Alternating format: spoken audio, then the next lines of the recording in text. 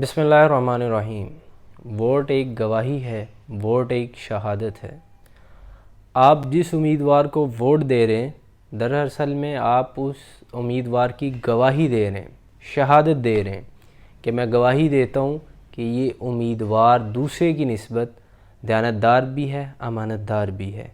तो कुरान मजीद ने जो उसूल बताए गवाही के, कुरान मजीद में अल्लाह रब्बुल इज़्ज़त फरमाते हैं, या अय्युहल्लज़ीना आमनू कूनू क़व्वामीन बिलक़िस्त शुहदा लिल्लाह वलौ अला अनफुसिकुम अविल वालिदैन वल अक़रबीन, कि ऐ ईमान वालो इंसाफ कायम करने वाले बनो और अल्लाह के लिए गवाही देने वाले बनो।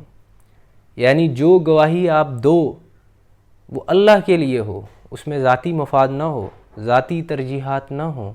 इसलिए वोट आपका एक गवाही है, वोट आपकी अमानत है, वोट आपकी शहादत है। तो इसलिए सोच समझ कर, ये सोचते हुए वोट दीजिए कि आप अल्लाह के सामने एक दिन पेश होंगे और अल्लाह के हाँ आप जवाबदेह होंगे, कि अल्लाह के सामने आपने जवाब देना है इस गवाही के बारे में, इस वोट के बारे में। तो इसलिए वोट एक अमानत है और इसका इस्तेमाल करना जो आपका है वो इस्लामी फ़रीज़ा है।